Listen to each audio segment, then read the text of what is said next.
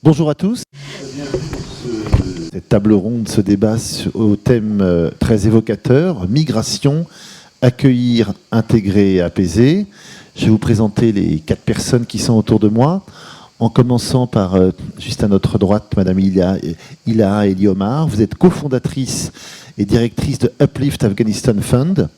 Vous êtes née en Afghanistan et vous avez fui le pays avec votre famille quand vous aviez moins de 2 mois pour finalement vous installer aux États-Unis. Aujourd'hui, vous dirigez donc Uplift Afghanistan Fund, qui est une organisation afghane qui œuvre au développement de la société civile et soutient les communautés locales dans des domaines tels que les moyens de subsistance, la santé mentale, le droit des femmes, l'aide humanitaire et la préservation culturelle. Anne Savinel Barras, vous êtes présidente d'Amnesty International France. Pierre Micheletti, mon voisin de droite, vous êtes médecin, diplômé de l'École des hautes études en santé publique, président de SOS Méditerranée et président d'honneur, après en avoir été président pendant 4 ans, d'Action contre la faim. Et enfin, tout au bout, Sophie Magnis, vous êtes représentante en France, à Monaco et auprès du Conseil de l'Europe, du Haut Commissariat des Nations Unies pour les réfugiés. Vous êtes également avocate et diplômée du Centre interuniversitaire européen de Venise. Je poserai à 3 des 4 intervenants les questions en français et vous me répondrez en français. Et Ilaha Eliomar parlera dans sa langue en anglais. Et vous avez tous des petits casques qui vous ont été mis à disposition à l'entrée de la tente pour les éventuelles traductions. Pour poser le propos liminaire de ce débat, je laisse la parole à Hippolyte Dalbis. Bonjour. Bonjour, merci Jérôme, bonjour à toutes, bonjour à tous. Alors pour introduire un petit peu cette session, je dirais que c'est vrai que la question des réfugiés, des personnes déplacées de force, etc., c'est une question qui nous parle. Ça nous parle parce qu'ils vivent des drames qui sont absolument épouvantables. Hein. Je veux dire, il n'y a rien de pire à imaginer que d'être forcé de quitter son chez-soi. Et c'est ce que vivent ces personnes. Mais c'est aussi quelque chose qui nous parle parce que c'est une indication sur l'état du monde. Ce qu'il faut bien comprendre, c'est que depuis 15 ans, le nombre de réfugiés, le nombre de personnes déplacées a été multiplié par 3. S'il fallait retenir qu'un indicateur de je dirais, du dysfonctionnement ou de l'horreur du monde que l'on vit actuellement, on pourrait reprendre cela. La question des réfugiés et des personnes déplacées, elle nous interroge aussi sur notre capacité à les accueillir. Alors, je crois qu'on peut, je veux dire, dès le début, éliminer la question du coût. Hein. Évidemment qu'il y a un coût qui est associé à l'accueil, mais ce coût est absolument ridicule. Il est extrêmement faible, hein, étant donné je veux dire, la capacité financière, la richesse que l'on a dans nos pays. Hein. Il ne faut pas oublier que l'Europe, c'est 1/4 du PIB mondial. Nous sommes infiniment riches par rapport à ce coût que représente l'accueil des réfugiés. Hein. Ce qui est plus important, plus que le coût, c'est de s'interroger sur la volonté, hein, et sur la volonté d'accueillir. Et je dirais que, pour commencer, ça fait 75 ans qu'on s'est engagé. Hein, il y a 75 ans, et notamment beaucoup de pays, dont la France, hein, ont signé cette convention de Genève qui cadre un petit peu l'accueil des personnes déplacées. Alors, ce qu'il faut savoir, c'est que le fait d'avoir signé cette convention ne nous dit pas qu'il faut accueillir tout le monde. Et ça, c'est important. Voyez, hein, notre objet, ce n'est pas d'accueillir tout le monde. Ce que cette convention nous impose, c'est de ne pas refouler quelqu'un qui vient chez nous et qui nous dit qu'il est en danger dans son pays.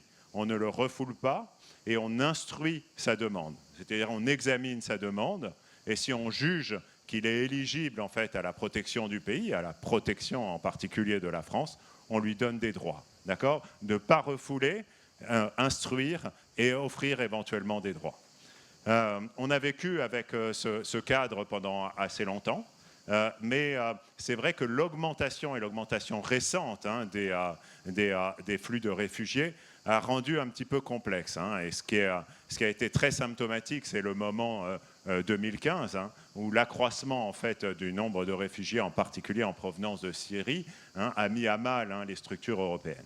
Un des problèmes que l'on a, c'est qu'on a une espèce d'habitude ou un principe en fait du premier pays d'accueil. D'accord, le réfugié, la personne réfugiée, alors qu'elle arrive dans ce premier pays, c'est ce premier pays qui doit instruire la demande et faire tout. Et ça, c'est évidemment très asymétrique. Lorsque vous êtes l'Italie, lorsque vous êtes la Grèce, presque par définition, vous êtes plus proche en fait des pays qui potentiellement peuvent être émetteurs de réfugiés, et donc vous êtes plus soumis à ce flux-là. Et je dirais qu'en plus, la personne réfugiée n'a pas forcément envie de s'installer dans le premier pays qu'elle traverse. Donc il a fallu que les Européens se coordonnent, discutent, ce qui n'était pas facile, parce que les positions ne sont pas les mêmes en Europe.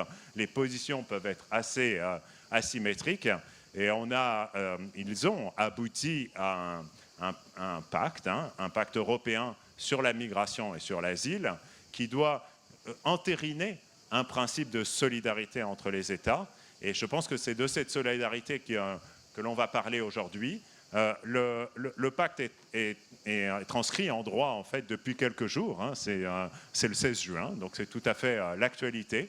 Et ce qui nous interroge, c'est de savoir si on peut mieux réagir aux crises. Par définition, les événements migratoires sont des événements soudains et brutaux, et savoir si on peut le faire en meilleure coordination. C'est comme ça qu'on s'élève. Je vous remercie. Merci beaucoup Hippolyte. Sophie Magnus, dites-nous ce que représentent les personnes déplacées de force dans le monde ces temps-ci et l'historique que cela suit. Merci beaucoup. En tant que HCR, on a constaté que l'année dernière, il y avait 117 millions de personnes déplacées par force dans le monde. Et en fait, ce chiffre est un petit peu réduit que le chiffre de 2024, mais ça reste toujours un chiffre très élevé. 117 millions de personnes déplacées, c'est-à-dire qu'une sur 70 personnes dans le monde sont déplacées par force. Alors c'est un chiffre très important. Dans ce chiffre, on a la plupart de ces personnes, ils sont déplacés dans leur pays. Alors ils ne franchissent pas les frontières, ils restent dans leur pays. Pour les gens qui quittent leur pays, qui fuient leur pays, ce sont des réfugiés. On a 44 millions de réfugiés dans le monde. Il y a toujours, je trouve, en Europe, la perception que la plupart des réfugiés quittent leur pays et viennent en Europe ou aller aux États-Unis. Mais ce n'est pas le cas. En fait, la plupart des personnes déplacées, comme j'ai dit, elles sont déplacées dans leur pays.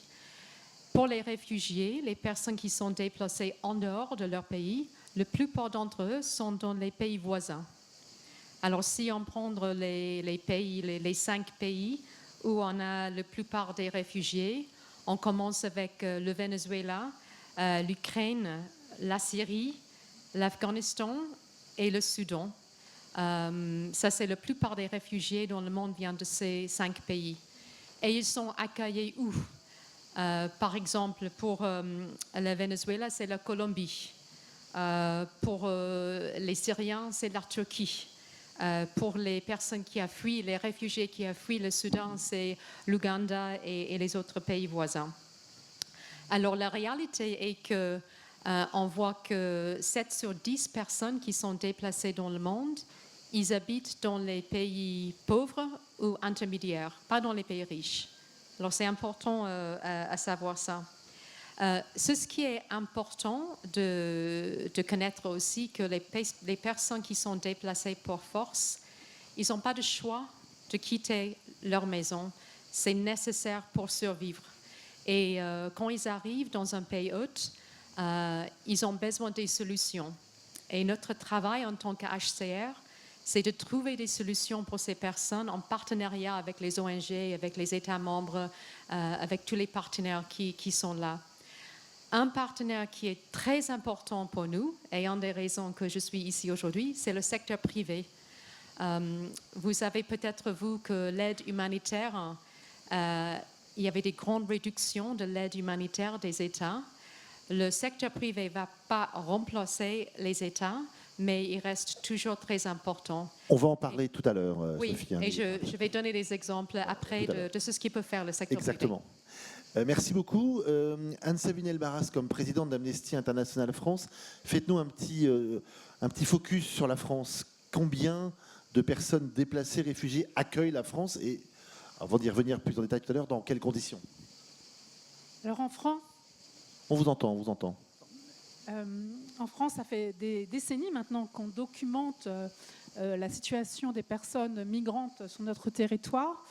Et nous parlons depuis des décennies de la crise de l'accueil en France et en Europe aussi, mais la France tout particulièrement.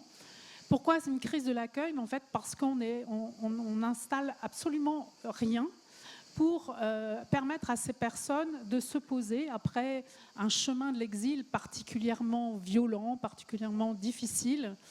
Et donc, la France aujourd'hui n'organise pas l'accueil des personnes qui rentrent sur son territoire. Et on va même au-delà, depuis quelque temps, maintenant on les refoule même à la frontière. Or, ces personnes, comme vous l'avez dit, ont des droits. Elles ont des droits, même si elles ne deviennent pas réfugiées, elles ont des droits. Le premier des droits, c'est celui de pouvoir demander l'asile. On ne peut pas préjuger de la justification d'une demande d'asile tant qu'elle n'a pas été examinée de manière sérieuse et au regard de ce que la personne a vécu dans son propre pays. Et qui dit droit d'asile dit aussi droit de faire un recours si le statut de réfugié est refusé. On dit aussi que dans ce droit d'asile, il y a un droit à ne pas être refoulé aux frontières. Or, c'est ce qui se passe chez nous actuellement. Et en dehors de ce droit d'asile, il y a un autre droit qui en fait est valable pour chaque être humain sur cette terre, c'est celui d'avoir accès à l'eau, à la nourriture, à un abri, à du chauffage pendant l'hiver.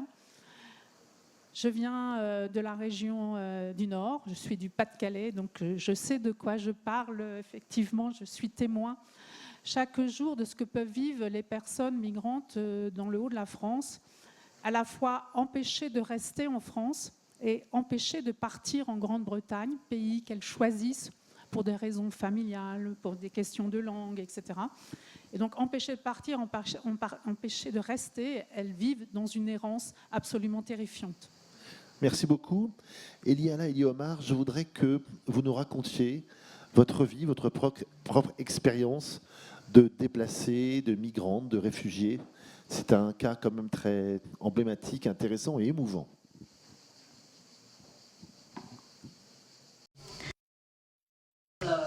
Bonjour à tous. Et oui, je suis née en Afghanistan. Nous sommes partis quand j'avais 40 jours. Je suis réfugiée politique. Nous sommes arrivés en Allemagne. On a demandé l'asile politique. Et ensuite, à travers la migration en chaîne, on est arrivé aux États-Unis. Moi, j'ai créé Uplift Afghanistan Fund après que les États-Unis aient abandonné l'Afghanistan. Et on travaillait sans cesse pour évacuer les populations de l'Afghanistan. Et on travaillait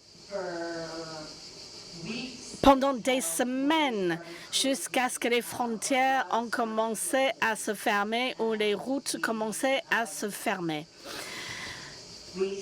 Et on a commencé à repenser à comment on pouvait aider le peuple afghan parce que ce n'était pas soutenable de continuer à évacuer les gens du pays. Donc on a commencé à investir dans les approches au sein des communautés, une organisation qui venait du terrain. Et grâce à cela, Uplift est née, l'organisation que j'ai co-fondée. Et je pense qu'une vraie leçon pour moi dans le monde de la migration, c'est que cela ne commence pas à la frontière, mais cela commence quand les gens ne sont plus en sécurité. Ils ont perdu l'espoir et toute occasion. Merci beaucoup. Ce qui se passe en Méditerranée et que vous nous racontiez en gros de quoi les naufrages en Méditerranée, les accueils en Méditerranée sont le nom et le symbole. Oui, merci pour l'invitation. Je suis vraiment ravi d'être là. SOS Méditerranée, je vais parler essentiellement de cette ONG, mais il y en a d'autres. SOS Méditerranée, il y a une dizaine d'années d'existence aujourd'hui. Et j'ai l'habitude de dire, les migrants naufragés secourus, ce sont les symptômes des malheurs du monde. Si je prends l'année 2025, on vient d'avoir les statistiques, les 3 principales nationalités des rescapés pris en charge sont érythréens, bangladeshis et soudanais. Je n'ai pas le temps de m'appesantir ici, mais chacun de ces pays vit des réalités qui expliquent, tantôt pour des raisons environnementales, tantôt pour des raisons de grande pauvreté, tantôt pour des raisons de conflictualité, qu'on retrouve ce symptôme des malheurs du monde dans les personnes prises en charge par l'Ocean Viking. 10 ans d'existence, 42 000 personnes secourues. Pendant la même période, il a été mis en place en 2014 un système de surveillance internationale des morts pendant la migration par l'Organisation internationale des migrations, qu'on estime assez fiable. Pendant cette même période, 42 000 personnes secourues, 35 000 personnes mortes ou disparues en Méditerranée. Ce qui est contre-intuitif, c'est que la Méditerranée est la principale localisation de mortalité des migrants sur les différentes routes mondiales. On a, sur la même période de 10 ans, identifié par l'OIM 80 000 morts, ce qui fait que la Méditerranée cumule 40% de la mortalité dénombrée par le système international. Pour ne pas être trop long, non seulement cette réalité ne fait l'objet d'aucun soutien financier de l'Union européenne, mais en plus, alors que ça se passe à ses portes, mais en plus, l'Union européenne tolère un certain nombre de difficultés volontairement mises en face des organisations comme SOS Méditerranée. D'abord, les États riverains ne font plus de surveillance. En 2017, 70% des situations de naufrage étaient repérées par les flottes des bateaux des différentes armées du bassin méditerranéen. Aujourd'hui, c'est 5%. Donc le système de surveillance pour l'alerte précoce, le système gouvernemental s'est complètement effondré. De la même façon que l'Union européenne, qui ne subventionne aucune des ONG humanitaires, tolère que l'Italie impose des ports de débarquement systématiquement éloignés à plus de 1000 km des eaux libyennes où les gens sont pris en charge. Et donc c'est 6 jours aller, 6 jours retour, ce qui a coûté à une organisation comme SOS Méditerranée 600 000 € de carburant inutile l'an dernier, sans compter le surcoût dû à Hormuz, et ce qui a bloqué le bateau dans ses allers-retours incessants pendant 90 jours, pendant lesquels il n'a pas pu faire de surveillance et de sauvetage. Alors, on va faire un petit point précis sur vos actions les uns les autres, les unes et les autres. Je voudrais commencer par vous, Ilia Eliomar. Uplift a débuté par l'évacuation de personnes depuis l'Afghanistan, donc votre pays natal, des défenseurs des droits humains, des journalistes, des femmes en danger. Et à un moment donné, vous avez opéré un changement drastique, délibéré d'orientation. Pouvez-vous nous expliquer ce qui a motivé ce choix et ce qu'il vous a appris à la fois sur les lacunes de la politique migratoire actuelle? Sure. Oui. Comme je l'ai expliqué plus tôt, nous avons commencé dès que les troupes américaines ont quitté l'Afghanistan. On a commencé à évacuer. Il y avait beaucoup de routes qui étaient ouvertes aux Afghans. Et dans juste quelques semaines, tout a changé de manière dramatique. Les pays ne voulaient plus accueillir le peuple afghan, pour être tout à fait honnête. Et c'était des gens qui étaient à risque. Et c'est là où on a commencé. À ce moment-là, mon organisation n'avait pas encore été créée. À ce moment-là, le fait de comprendre la crise humanitaire et également les 20 années d'aide en Afghanistan et les leçons tirées. Donc, suite à tout cela, on a décidé de créer le fonds Uplift Afghanistan qui lève des fonds sur la scène internationale. C'est une charité américaine pour envoyer en Afghanistan. Et pendant cette leçon d'apprentissage de 20 années d'aide en Afghanistan, je pense que ce qui était important pour nous, c'est que pour que les projets et le travail humanitaire puissent réussir, ou le travail de développement puisse réussir en Afghanistan, il fallait que le peuple afghan s'approprie les projets. Et c'est là où on soutenait vraiment des initiatives qui sont nées dans les communautés, des groupes où les gens s'aidaient eux-mêmes, où les femmes créaient des groupes. Et quand les gens se sentaient plus en sécurité, s'ils avaient de l'espoir, qu'ils avaient de l'agence économique, ils auraient moins besoin de quitter le pays. Ils pourraient rester chez eux. Et la plupart des gens préfèrent rester chez eux. Ils ne veulent pas quitter leur pays. Ce qui était intéressant pendant la période d'évacuation, c'est que la plupart des Afghans n'avaient même pas de passeport.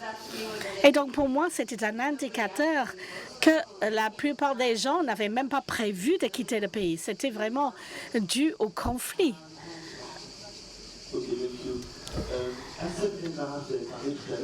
De l'accueil des personnes migrantes en France.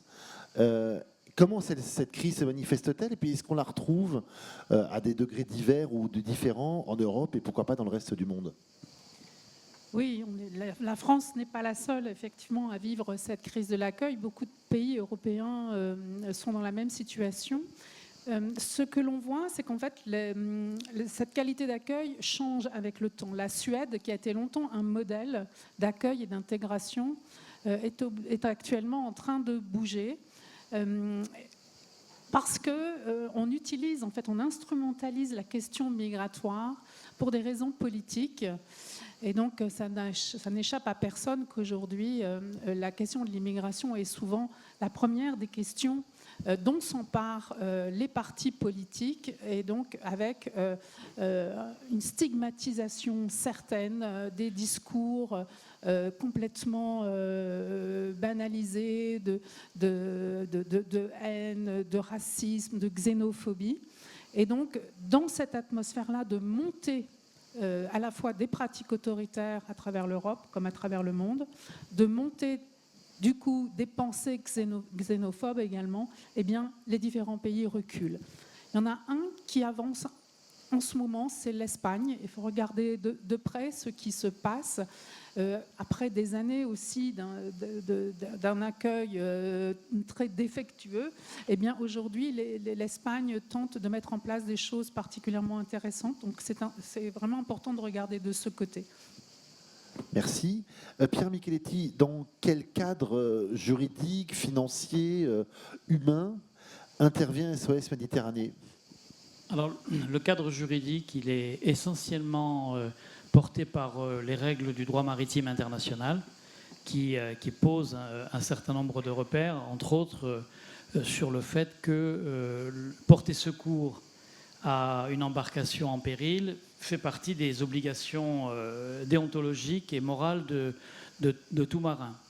Je rappelle que, je disais tout à l'heure que l'association avait pris en charge environ 45 000 personnes. Nous n'intervenons que sur des situations qui ont été validées par les autorités maritimes de la zone dans laquelle nous portons secours. C'est-à-dire, nous ne sommes pas proactifs et nous n'entretenons en rien par rapport à certaines critiques qui nous sont faites des flux migratoires. Nous intervenons avec le feu vert d'une autorité maritime qui a objectivé la situation de conflit. Ça, c'est de danger immédiat. Ça, c'est notre cadre juridique. Le cadre financier, il est très simple. Notre modèle économique, il repose à une écrasante majorité proportion sur la générosité du public tel que vous l'incarnez aujourd'hui.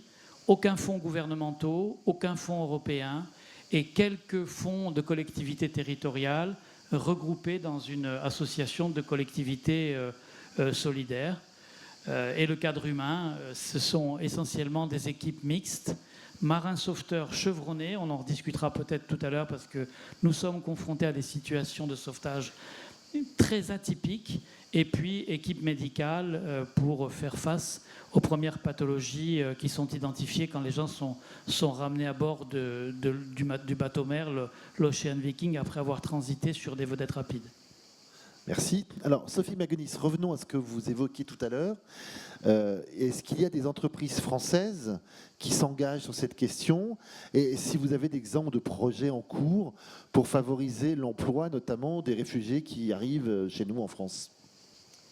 Oui, merci. Oui, il y a plusieurs entreprises françaises qui engagent ici en France pour essayer de trouver des solutions pour les réfugiés qui sont ici en France. Parce que les réfugiés ils ont des obstacles, des défis pour arriver à avoir un logement, pour arriver à apprendre la langue française ou pour arriver à trouver un emploi. Et c'est ce qu'on a fait cette semaine à Place Beauvau à Paris avec le ministère de l'Intérieur, le ministère du Travail, France Travail et CCI France. On a lancé la première édition d'un prix entreprise avec réfugiés pour mettre en valeur le travail des compagnies françaises qui fait le recrutement, l'emploi et le soutien aux réfugiés. C'était un très bel événement, mais je peux voir qu'il y a les compagnies comme L'Oréal, les grandes compagnies qui travaillent dans la construction, qui ne fait pas juste le recrutement des réfugiés, mais qui a une connaissance de leur parcours. Par exemple, quelques compagnies des montagnes civiles. Les compagnies aident avec le logement et aident avec apprendre la langue française. Alors ça, c'est déjà quelque chose de très bien. Et on a lancé ce prix pour encourager encore des compagnies d'encourager les réfugiés et de faciliter l'accès à l'emploi. On a aussi des projets en dehors de France que je peux parler de aussi. Allez-y, bien sûr, allez-y, hors de France. Okay. Et ce qui m'intéresse aussi, c'est quel est le retour de ces sociétés? Qu'est-ce qu'elles disent? Elles sont contentes? C'est des expériences sans lendemain ou au contraire, c'est des expériences qu'elles renouvellent et au long cours? Merci. Oui, c'était des belles expériences. Pendant le prix d'entreprise, on a les compagnies qui ont dit que les emplois qui ont un parcours de réfugiés, ils restent avec les compagnies. Ils sont très fidèles avec les compagnies. Ils ont des talents très divers. Il y a beaucoup de réfugiés qui viennent ici en France, qui sont des ingénieurs, les docteurs, les professeurs, les professionnels, mais ils n'ont pas les papiers pour mettre en valeur ça. Alors pour les compagnies, c'est quelque chose de très bien. Ils peuvent profiter des talents de ces personnes. Et au niveau de la diversification dans la compagnie, c'est aussi très bien.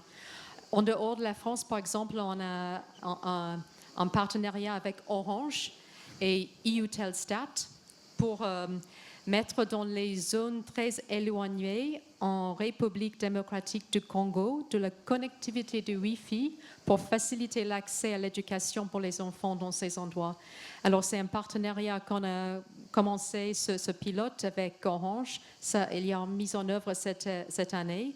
Mais ça, c'est un exemple d'une compagnie française qui nous aide beaucoup. Et le dernier exemple, c'est un partenariat qu'on a avec CMA-CGN, qui est une grande compagnie basée à Marseille, qui nous donne les containers gratuits, qui nous facilite de transporter l'aide humanitaire dans le monde. C'est très cher maintenant pour faire le transport maritime et c'est un partenaire très important pour nous. Alors, beaucoup des compagnies françaises, entreprises françaises qui s'engagent. Et je suis ici à l'écoute s'il y a des compagnies qui vous posent les questions, comment ils peuvent s'impliquer à ça aussi. Merci. Merci. Alors, à propos de questions, d'ici 20 minutes, vous pourrez poser vous aurez un petit moment pour poser des questions à nos intervenants. Revenons à vous, Elie Omar. Vous avez vu donc des réfugiés afghans rentrer chez eux une fois que leurs moyens de subsistance et leurs perspectives d'avenir étaient à peu près rétablis ou assurés. Et qu'est-ce que cela révèle sur leur véritable motivation qui les pousse à partir et dans ce cas-là à revenir? Qu'est-ce que ça veut dire?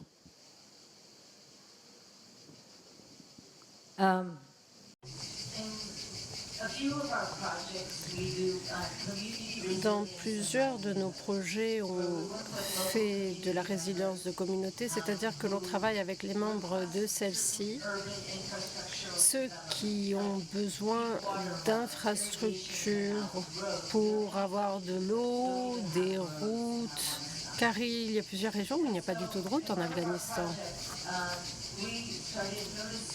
Et dans le cadre de l'un de nos projets, on a remarqué qu'il y avait des migrants qui revenaient d'Iran car ils se rendaient compte qu'il y avait des emplois sur place.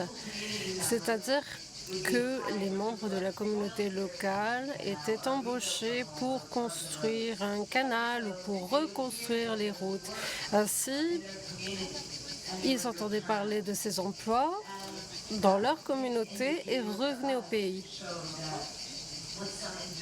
Et cela montre que si l'on investit dans les moyens de subsistance, on peut mieux traiter le problème migratoire. La migration, ce n'est pas seulement gérer les mouvements, mais investir pour réunir les conditions propices à ce que les migrants restent. Anne. Mal que d'autres, enfin, notamment en pointant du doigt positivement l'Espagne qui avait considérablement amélioré ses conditions. Vous publiez régulièrement à Amnesty International des enquêtes et selon vous, il existe en France des dispositifs administratifs qui maintiennent dans la précarité et qui provoquent même des situations irrégulières. Donc, si je voulais caricaturer un petit peu, je dirais que selon vous, l'État français en tout cas, fabrique de la précarité. Expliquez-nous un peu ça. Oui, c'est ce que nous disons. L'État français fabrique de la précarité. Alors, je vais parler des personnes migrantes qui travaillent, mais pas celles dont vous avez parlé tout à l'heure, parce que là, on est sur les personnes très diplômées, la fameuse immigration talent, comme on l'appelle. Moi, je voudrais parler des travailleurs étrangers qui sont là parfois depuis 10 ans, 20 ans, 30 ans en France et qui en fait disposent de titres de séjour temporaires. Ce sont des titres de séjour qui doivent être renouvelés tous les ans ou tous les 2 ans. Et c'est une machine infernale. Vous avez à peine obtenu le renouvellement de votre titre de séjour que vous devez déjà penser au suivant, en étant sûr que de toute façon la préfecture ne vous fera pas vos papiers à temps parce que les services de la préfecture sont débordés, tant il y a de dossiers à renouveler. Et en plus de ça, vous dépendez de votre employeur, parce que si vous avez un titre de séjour, c'est parce que vous avez un travail. Mais pour avoir un travail, il faut avoir un titre de séjour. Vous voyez, on devient un peu fou. Et l'employeur doit lui-même demander une autorisation de travail à la préfecture. C'est une véritable machine infernale qui dessert tout le monde et qui conduit les personnes étrangères, présentes encore une fois chez nous depuis longtemps, à se retrouver du jour au lendemain sans papier. On en entend parler parfois dans les médias, un apprenti boulanger qui a perdu son travail, non pas parce que son employeur n'est pas content de lui, mais juste parce que la préfecture n'a pas renouvelé ses papiers à temps. Il s'est retrouvé avec une obligation de quitter le territoire et il a été renvoyé dans son pays, alors que ça faisait 10 ans qu'il occupait un travail. Et c'est certainement très important parmi les métiers en tension, ce qu'on appelle les métiers en tension. On en connaît tous dans notre entourage. Ce sont des nounous, des aides à domicile, des employés des services de nettoyage, des ouvriers du bâtiment, qui sont dans une précarité qui résulte en fait du système administratif français. Merci beaucoup.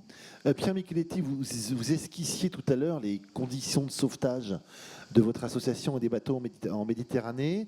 Ce sont des bateaux qui ont des densités de population absolument sans égales que vous croisez.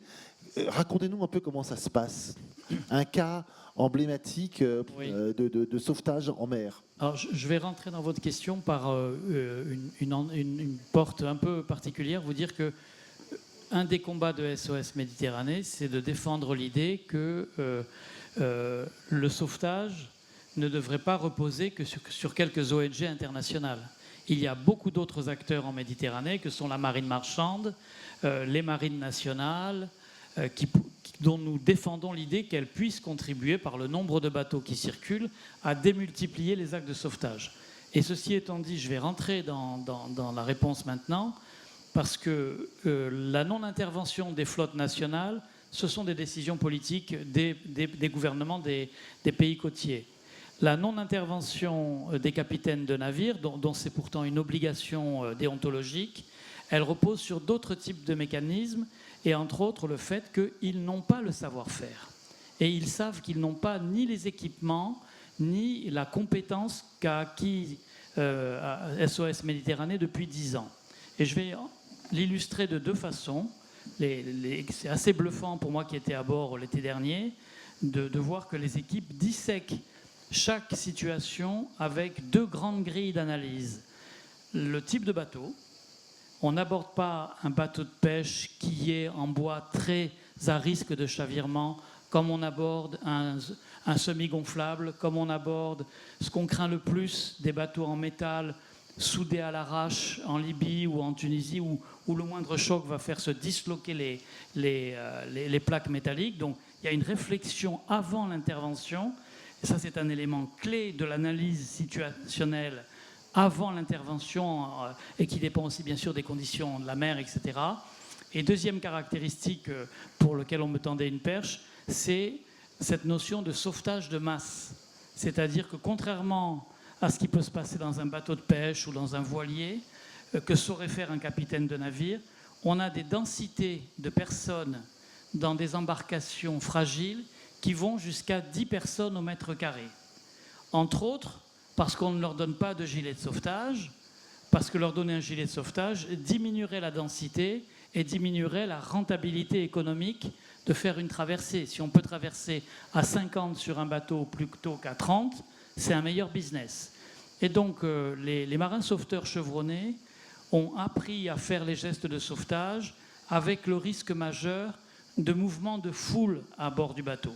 C'est-à-dire qu'on n'a pas à faire un équipage restreint, on a des gens qui, au gré de leur frayeur, au gré de comment vont s'approcher les vedettes rapides, est-ce qu'elles vont les approcher de façon symétrique, dissymétrique, est-ce qu'ils vont être tentés de faire sortir les femmes et les enfants en premier ou pas?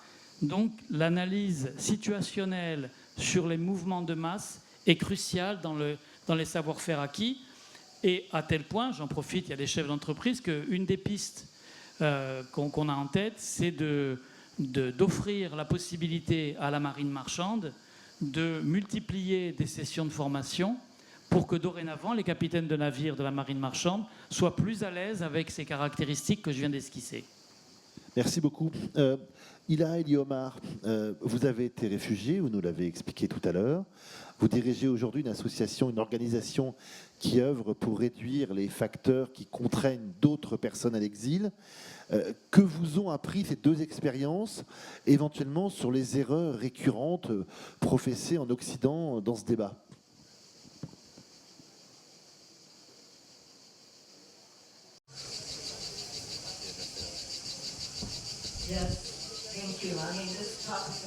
Merci beaucoup. C'est un sujet qui affecte énormément ma vie professionnelle et privée. Comme je l'ai dit, je suis réfugiée politique. Et je suis arrivée aux États-Unis, ce qui m'a donné l'opportunité de construire ma carrière. Ainsi, j'ai pu rentrer pour aider les personnes qui se sont retrouvées dans la même situation que ma famille et moi avant de partir d'Afghanistan. Il ne faut pas sous-estimer le pouvoir des réfugiés de la diaspora. Lorsqu'on leur donne des opportunités, lorsqu'ils se sentent en sécurité et bien accueillis, ils peuvent eux aussi apporter leur contribution au pays. Et je l'ai vu de par mon histoire, de par mon organisation, qui en sont des exemples frappants. Merci. Question collective finale. Si on devait se projeter à 7, 10 ans, comment est-ce que vous imaginez les uns les autres nos grandes migrations politiques, économiques et sans doute climatiques qui devraient s'intensifier? Est-ce que ces migrations seront mieux organisées, mieux acceptées, mieux intégrées par les pays occidentaux, ou est-ce que vous êtes, j'allais dire, fondamentalement pessimiste? On va commencer, on va aller d'un bout à l'autre par vous, Sophie Magenis. Comment vous décririez l'avenir? Un peu plus rose ou encore très sombre? Je dois dire assez optimiste parce que notre nouveau haut-commissaire qui a commencé avec nous en janvier de cette année, Dr. Barham Salil, lui, c'est un ancien réfugié et aussi un ancien président de l'Irak. Et dès le début de son mandat avec nous, il a informé nous de son vision. Et son vision est de réduire par moitié le chiffre des réfugiés dans le monde dans 10 ans. C'est ciblé aux réfugiés qui sont dépendants à l'aide humanitaire. Ça, c'est quelque chose de très ambitieux. Ce n'est pas dans notre contrôle en tant qu'HCR, mais c'est un besoin d'un partenariat avec tous les autres acteurs. Ce qu'ils veulent éviter, bien sûr, c'est son expérience à lui-même quand il était un réfugié jeune. Et c'était très difficile d'avoir l'accès à l'éducation, l'accès à l'emploi. Il veut bien que nous, en tant qu'HCR, on fait notre mieux d'éviter les situations où les personnes sont dans des encampements pour les réfugiés pour 10 ans, 20 ans. Voir la situation pour les réfugiés de Myanmar qui sont au Bangladesh. On veut éviter ces situations en partenariat avec les autres pour trouver des solutions pour la dignité des réfugiés, parce qu'aussi ils ont du talent, ils ont des choses à faire dans le monde, et c'est notre vision de faire un changement pour qu'ils puissent refaire leur vie dans une situation de dignité. Merci. Ok. Anne Savinel-Maras, est-ce que vous partagez l'optimisme, on va dire en tout cas l'espoir de votre voisine? Alors, il faut qu'on partage l'espoir, parce que sinon, c'est impossible. Par contre, je suis moins optimiste sur le fait de réduire l'immigration. Aujourd'hui, les pays qui reçoivent le plus de personnes immigrées, ce sont les pays voisins des pays en conflit ou des pays dans lesquels le changement climatique fait des ravages. Chacun le sait, on ne va pas vraiment sur des progrès sur les prochaines années. Donc nous craignons que la crise climatique n'entraîne à nouveau des mouvements de population, surtout donc dans les pays voisins, qui sont en général aussi des pays qui n'ont pas la richesse nécessaire pour mettre en place un accueil digne de ce nom. Et je pense malgré tout, et je veux rester optimiste, parce que je pense aussi que la prise de conscience des uns, des unes et des autres est en train de se faire très fort. Et plus la pression migratoire sera importante, plus je pense qu'il nous faudra aussi réaliser qu'on ne peut pas non plus fermer nos portes. Et encore, l'Europe est loin d'accueillir les misères du monde. On en est vraiment très très loin. Et je pense qu'avec des exemples comme celui que vous venez de citer, avec l'aide qui peut être apportée aussi aux pays voisins des pays en difficulté, eh bien, nous arriverons à quelque chose de beaucoup plus humain, si je puis dire, que ce que l'on fait actuellement. Ok, merci. Ila Eliomar, même question. Vous voyez la décennie qui vient avec un peu d'optimisme ou avec beaucoup de résignation ?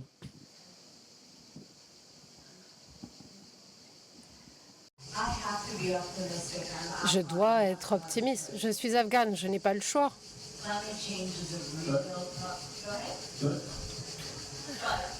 Mais le changement climatique est un problème réel en Afghanistan. Il y a énormément de déplacés internes, comme l'a dit Sophie. C'est notamment à cause des chocs climatiques. Nous essayons de sensibiliser sur la résilience climatique et nous faisons cela en parallèle des projets de développement urbain. En effet, nous estimons que c'est quelque chose de crucial et nous devons également adapter le tout à de la protection des terres. Les gens doivent comprendre ce qui se passe afin de se montrer plus résilients. Malheureusement, parallèlement aux États-Unis, certaines organisations pourraient soutenir ces projets, mais leur budget a été réduit. Et nous faisons face à des défis sur le plan politique. J'espère que les gouvernements et les pays tels que la France, qui prennent le changement climatique au sérieux, vont pouvoir entraîner un changement. Donc je suis optimiste, il faut continuer d'œuvrer, de faire ce que l'on peut pour être plus en sécurité. Les mêmes problèmes ou d'autres ? Enfin, moi, je dirais, comme j'ai commencé par dire que la Méditerranée est un symptôme des malheurs du monde, je suis assez circonspect sur ce qui va se passer à 10 ans, parce qu'à mon avis, les causes qui poussent les gens sur les routes au point d'exposer leur vie dans la traversée ne vont pas changer. En tous les cas, selon les résultats des grandes évolutions des régimes politiques, parce que s'il s'impose partout, comme aux États-Unis, en Europe, l'idée que nous ne pourrions pas accueillir tous les malheurs du monde et que nous pouvons dresser des frontières qui vont nous protéger de toutes les interdépendances, je pense que c'est très mal barré, parce qu'aujourd'hui, il n'existe pas de frontières qui pourraient nous rendre totalement déconnectés des conditions de dégradation environnementale dans le sud global, des conditions du changement climatique, de la déforestation qui fait émerger de nouvelles anthropozoonoses qui viennent contaminer nos populations, et de la pauvreté. Si celui qui croit ça, il est complètement à côté de la plaque. Et c'est pour ça qu'on substitue aujourd'hui la notion d'aide publique au développement, on la substitue par la notion de biens publics non mondiaux. Est-ce que nous sommes tous convaincus que ce qui est bon pour l'autre est bon pour moi, et qu'il arrêtera de bouger quand il aura chez lui les conditions, parce qu'il souhaite rester chez lui, quand il aura chez lui les conditions qui permettent un niveau de vie correct, les gens n'auront pas envie de bouger et d'exposer leur vie en Méditerranée. Et je vais l'illustrer, je fais attention à ce que je dis, mais je vais l'illustrer avec le cas du continent africain.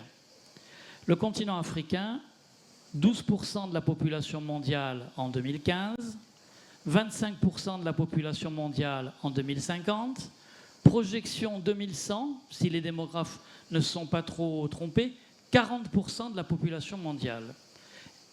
Comment peut-on penser que cette population qui va subir des évolutions massives restera chez elle si on ne crée pas les conditions de son développement économique? Et sachant que, concernant la démographie, ça a été très documenté, il y a deux façons pour qu'une population maîtrise sa démographie. L'accès à la scolarité des petites filles et le niveau de vie de la population générale. Donc, si on ne résout pas aussi cette question sur le continent africain, la démographie ne va pas décélérer et on se croirait totalement protégé des symptômes que ça pourrait déclencher dans la volonté de se mettre sur la route. Merci beaucoup à tous les quatre. Est-ce que vous avez des questions à poser à un ou plusieurs de nos intervenants? Madame, je crois, en blanc, à droite. Oui, bonjour, Célia du programme Jeunesse. Merci beaucoup pour votre intervention. J'avais une petite question pour Anne Savinel-Barras. Vous avez parlé de l'Espagne qui a des solutions et qui propose des choses pour mieux intégrer les réfugiés. Est-ce que vous auriez des exemples? Est-ce que vous pourriez un peu développer? Merci beaucoup. Des exemples de comment ça se passe en Espagne? Ok. Alors, je ne vais pas pouvoir détailler ce qui se passe en Espagne. Il y a juste une prise de conscience, en tout cas aujourd'hui, de la nécessité d'instaurer un accueil digne de ce nom et une intégration digne de ce nom pour des personnes qui, en fait, viennent en Espagne pour y demeurer et qui prennent un travail. Là aussi, en Espagne, il y a beaucoup de métiers en tension et ces personnes, bien souvent, se retrouvent sur ces créneaux professionnels. Et donc, en Espagne, il y a une véritable prise de conscience du besoin, en fait, des personnes migrantes pour l'économie du pays. Un peu comme on l'a vécu aussi en Allemagne jusqu'à ces dernières années où les choses se sont gâtées, mais où effectivement, il y avait une réelle prise de conscience du besoin de travailler ensemble et de former société ensemble. Et c'est avant tout une volonté politique. Dernière question peut-être, avant qu'Hippolyte Dalbis ne résume nos échanges. Monsieur en face de moi au bout. Bonsoir, merci pour ce panel-là, pour la conférence. Pour l'histoire de l'immigration de la Méditerranée, oui, j'aimerais savoir comment trouver une stratégie entre l'Europe et l'Afrique, tout le continent africain, avec les matières premières, les commodities, et comment le gouvernement, la GOVA, il tient les commodities et le peuple il crève de faim et ils vont se vendre leur corps en Méditerranée dans les chaloupes pour passer en Europe. Il faut trouver une solution. Merci. Je pense que c'est pour vous, Pierre, cette question. Oui, pas en 2 minutes en tout cas, mais... Anne avait une réponse à apporter, donc je vous délivre de cette réponse. Oui, mais en fait, la réponse, c'est créer des chemins de migration légaux. C'est ça. Enfin, aujourd'hui, si les personnes migrantes se retrouvent entre les mains de passeurs plus malhonnêtes les uns que les autres, qui les mettent dans un danger, dans un péril imminent, c'est parce qu'il n'existe pas de voie légale d'immigration. Donc ça fait des années que l'on dit qu'il faut créer ces voies-là. C'est grâce à ces voies qu'on va peut-être arrêter tous ces désastres, bien entendu, avec la question aussi du développement dans les pays qui sont fuis. Mais peut-être ajouter sur les pays qui sont fuis, par les personnes, il y a la question effectivement du changement climatique, mais aussi la question des conflits armés, il y a la question des discriminations, il y a la question des pouvoirs autoritaires qui aujourd'hui maltraitent et malmènent le peuple, et des gens sont obligés de partir pour sauver leur peau. C'est l'unique choix qu'ils ont. Pierre, en 30 secondes, oui, et Sophie, en 30 secondes. Sur le continent africain, en tout cas, je vous renvoie. Quand les États-Unis ont arrêté leur aide publique au développement, ils ont débranché 19 milliards de dollars du continent africain. Et il y a eu une tribune au vitriol de l'économiste Célestin Monga dans Le Monde, qui a été le directeur adjoint de la Banque mondiale, en disant « Mais arrêtez de pleurer sur l'arrêt des financements américains. Commençons par restaurer une gouvernance honnête dans les États africains et à prélever les taxes sur les 650 milliards de matériel et de biens divers qui quittent le continent africain en loose day pour enrichir quelques familles. Commençons par réguler ça avant de demander l'aumône aux pays occidentaux. » Sophie Magnis. Oui, donc... Sophie, vous voulez dire... Non, allez-y. 30 secondes et après c'est à vous. Merci. Sur la question, je crois que maintenant, la France est très ciblée sur l'investissement à l'Afrique. Il faut ne pas oublier l'aide humanitaire et l'aide au développement qui reste très important. Et un mot final sur les voies légales, Anne a parlé de ça. La France a un programme de réinstallation. C'était pour 3000 personnes par an. Maintenant, c'est à 600 personnes par an. On a beaucoup plus de voies légales, point moins. Merci. Merci. Hippolyte Dalbis, le mot de la fin. Oui, je voulais remercier bien sûr les panélistes pour la qualité des interventions, mais je dois confesser quand même une petite frustration, c'est vrai, et c'est notre faute. Il n'y avait pas réellement un représentant de l'État ou des fonctionnaires qui portent ces politiques publiques. Et je dois dire que leur travail n'est pas nécessairement facile, hein, parce que toute politique publique a des échecs, par définition. Hein, vous n'avez pas de politiques publiques qui sont opérées de façon parfaite, mais lorsque c'est la migration, eh ben, ces échecs engendrent un problème, et un problème politique aussi. C'est un sujet très sensible, hein, qui rend en fait la mise en place de cette politique beaucoup plus complexe. Deuxièmement, hein, et on l'a vu un petit peu lors du panel, il y a un petit peu structurellement une opposition entre les États qui portent ces politiques publiques et je dirais toutes les autres acteurs, hein, que ce soit des associations, des organisations internationales, et étonnamment, parce que de fait, hein, ils devraient converger vers le même but, mais on voit, on écoute et on entend souvent cette opposition.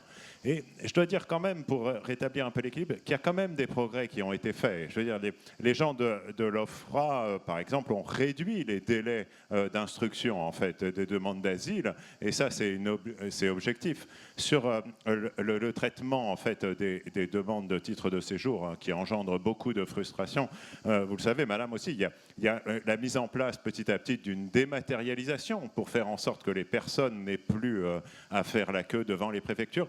Tout n'est pas facile, tout n'est pas lent. Moi, ce que j'ai vu aussi, c'est que ces personnes-là font aussi preuve d'une grande humanité. Et si j'avais un vœu à formuler, ce serait qu'il y ait plus de coopération entre les États et les ONG. Je vous remercie. Merci beaucoup. On m'avait demandé de finir à 15h55 et il est 15h55. Donc, mission accomplie. Merci à toutes et à tous et bon après-midi, bonne journée.